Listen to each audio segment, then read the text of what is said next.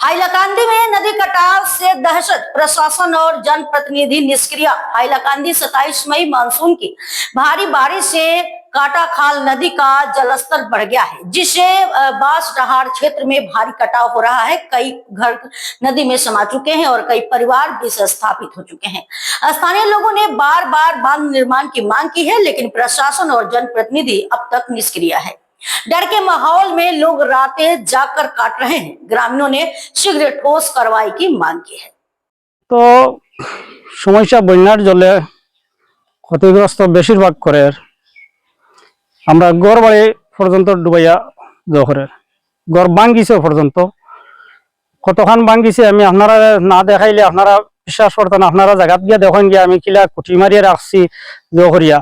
আর আমরা ছাত্র স্কুলে যাইতে সময় এই রাস্তাঘাট না থাকার গতিকে আমরা ছাত্র বড় অসুবিধা খতরা। আমরা যেন অনজেন 25-30 পরিবার ছাত্র এগুন আমরা মাটিজুড়ি যাইতে হইলে বড় কষ্ট করে যাইতরা। এই জায়গাটার নাম হইল গিয়া বাঁশডর পার্ট 1 ফিরোজখাল খাটাখাল নদী লিয়া যায় গিয়া রাস্তাটা 30 পরিবার।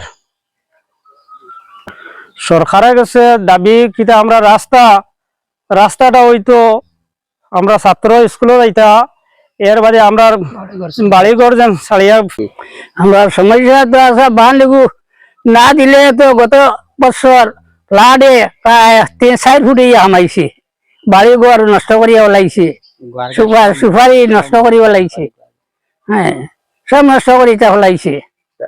এইটা বাঁশডর পার্ট 1 নদী যে নামিলা খাটাখাল নদী।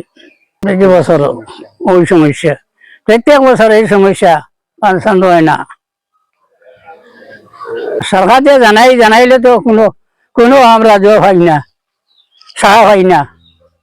যেমন হইলে আমরা অগুন অতি সতর্কতা বানটা দিয়ে আমরা রক্ষা করে না আমরা বাড়িঘর সব লইয়া যাইব গিয়া।